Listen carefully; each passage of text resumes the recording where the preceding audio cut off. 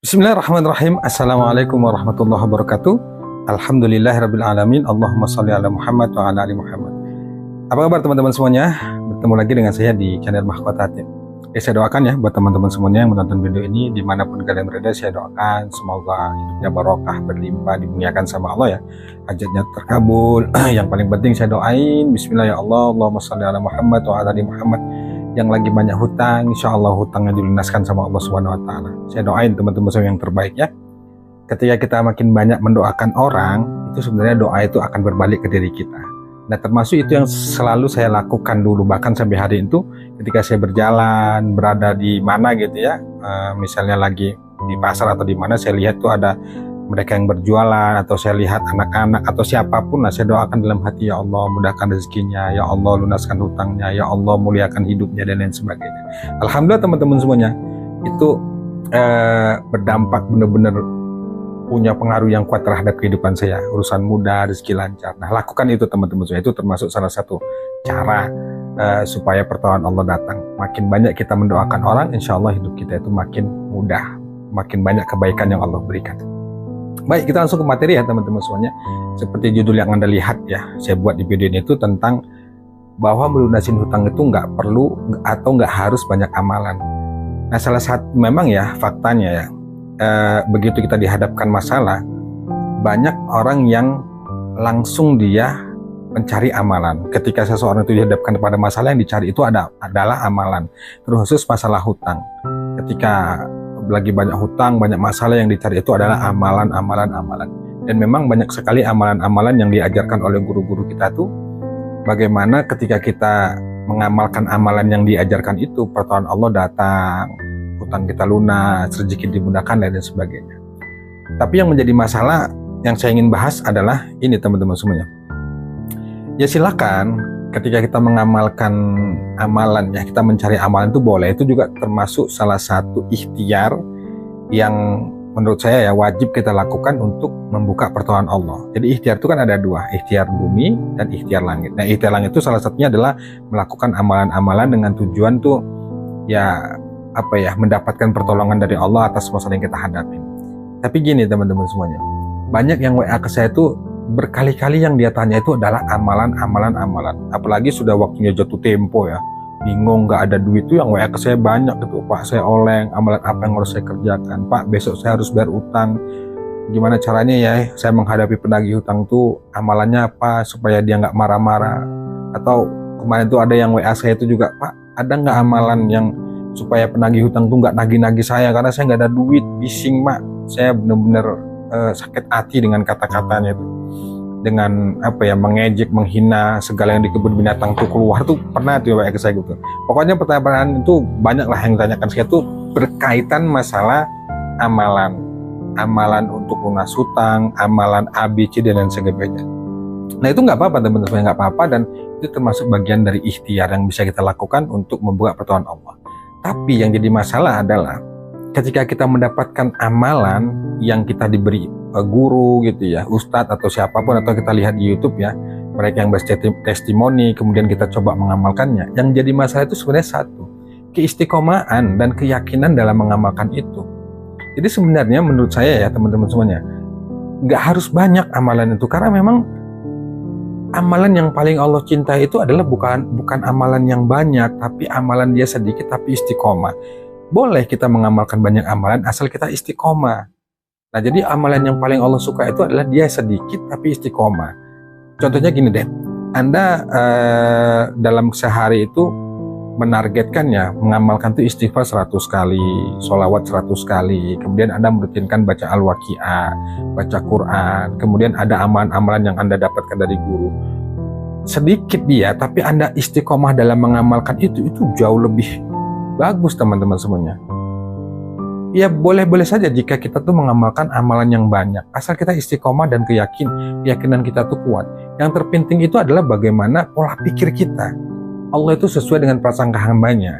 Jadi kalau kita berpikir, insya Allah dengan amalan yang kita kerjakan, wasilah dari amalan yang dari guru kita ajarkan tuh, insya Allah ketika kita punya pikiran yang yakin, insya Allah itu akan terwujud. Yang jadi masalah itu sering terjadi begini, sesuai pengalaman saya ya, ketika kita sudah dapat ijazah amalan, kita amalin nih, kemudian muncul dalam pikiran kita tuh, benar nggak sih ini?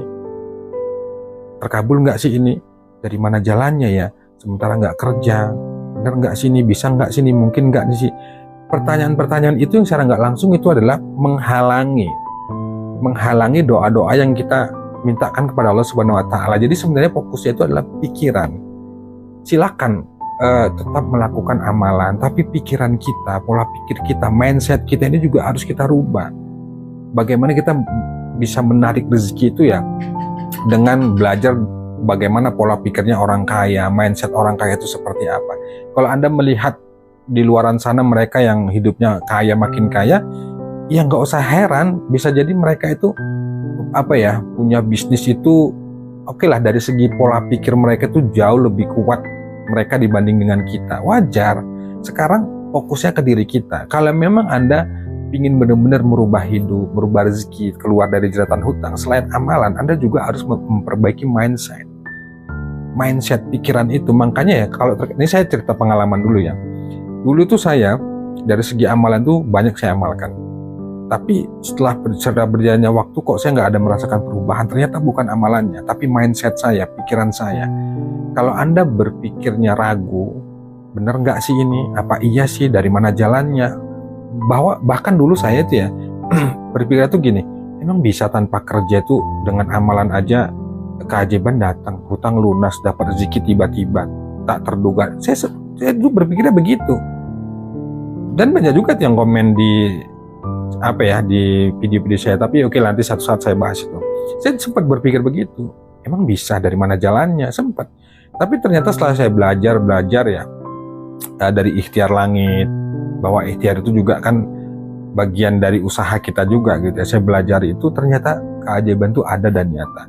Nah sekarang fokusnya bagi Anda yang sudah beramal, punya amalan, teruskan amalannya, lakukan secara kontinu, yang penting Anda nyaman. Dan sekarang target Anda, bukan target ya, maksudnya tugas Anda itu adalah memperbaiki pola pikir juga. Pola pikir terkait usaha dunia, mulai aja dari usaha yang kecil-kecil. Anda melakukan ikhtiar langit, perbaiki ibadah, hubungan kepada Allah ya, kemudian sedekah, sholat duha, dan berbagai amalan yang sudah Anda kerjakan, tetap lakukan, istiqomahkan, bahkan itu ditingkatkan. Tapi untuk ikhtiar dunianya juga jangan lupa teman-teman semuanya. Mulailah dari yang kecil, walaupun sebenarnya keuntungan dari usaha kita yang kecil itu belum bisa menutupin hutang, tapi paling tidak terus lakukan ikhtiar. Karena ikhtiar dunia itu juga kita wajib. Bukan secara tiba-tiba tuh uang jatuh dari langit sebab kita tuh tahajudnya semalaman suntuk, sholawat tuh semalam suntuk, nggak begitu. Tetap ada prosesnya, itu tetap ada teman-teman. Maka lakukan. Nah, saya katakan sekali lagi ya, saya seperti di judul ini ya, nggak harus banyak amalan untuk bisa lunas hutang. Amalan Anda sedikit pun tapi istiqomah, dan Anda benar-benar menikmati, benar-benar ikhlas lillahi ta'ala mengamalkan itu jauh lebih baik dibanding Anda sibuk cari amalan A, B, C, D tapi Anda nggak istiqomah. Nah intinya selain kita memperkuat amalan, memperbaiki ibadah, perbaiki juga mindset kita. Perbaiki juga mulai dari yang kecil-kecilan, jual jajanan anak-anak, jualan online, ikut drops, bisnis online itu kan banyak gitu ya. Nah kalau ditanya nggak ada modal, ya minta ke Allah. Yang penting pelajari dulu, bergeraklah. Karena saya juga dulu begitu ya. Selain menguatkan ikhtiar langit, saya juga bergerak. Ya nemuin teman, nemuin siapapun, itu yang penting tetap bergerak lah, nggak di rumah gitu ya. Saya nggak pernah berpikir gengsi, malu nggak. Yang penting saya bergerak, berjalan sebagai kewajiban ikhtiar ya untuk menjemput pertolongan Allah, itu saya lakukan. Dan alhamdulillah makin kita kuat ikhtiar langitnya, ikhtiar dunianya juga kita maksimalkan, nanti akan ketemu. Jalan itu akan terbuka, nah disitulah nanti akan tercipta rezeki yang tak terduga, keajaiban, itu banyak terjadi. Nah, yang terpenting teman-teman semuanya, sekali lagi ya di akhir video ini, ketika Anda sudah punya amalan yang Anda amalkan itu, rutinkan, istiqomahkan, karena di situ kuncinya. Silakan kalau Anda memang ingin memilih amalannya itu yang banyak gitu ya, bisa banyak lah gitu, yang penting istiqomah. Tapi kalau Anda nggak mampu, jangan paksain, pilih beberapa amalan dan istiqomahkan itu. Bukan karena amalannya, tapi bagaimana hati kita itu yakin ke Allah, pikiran kita tuh berpositif thinking sama Allah. Itu teman-teman semuanya. Tetap lakukan yang terbaik, nikmati prosesnya, dan percaya pada proses. Nah, kalau mereka tuh yang bilang, ada yang bilang Kalau mau lunas hutang itu ya kerja keras, jual aset dan segala macam, ya silakan, nggak ada masalah sih, itu masing-masing. Ini kan pengalaman saya, dan yang terpenting itu bagi Allah tuh nggak ada yang nggak mungkin, semuanya mungkin, tinggal tergantung bagaimana kita. Nah, saya sering bilang bahwa tugas kita itu bukan memikirkan bagaimana cara Allah menolong, tapi tugas kita adalah melakukan, menjalani, meyakini bahwa Allah itu maha kuasa. Insya Allah dengan kuasanya Allah, dengan kemahabesaran Allah, dengan kun fayakunnya Allah, insya Allah hajat-hajat kita, doa-doa kita itu akan dikabulkan. Yang penting kita terus berusaha, berikhtiar ya, melakukan yang terbaik, biarlah hasilnya itu kita serahkan kepada Allah Subhanahu wa taala. Itu teman-teman semua. Wallahu a'lam bishawab. Assalamualaikum warahmatullahi wabarakatuh.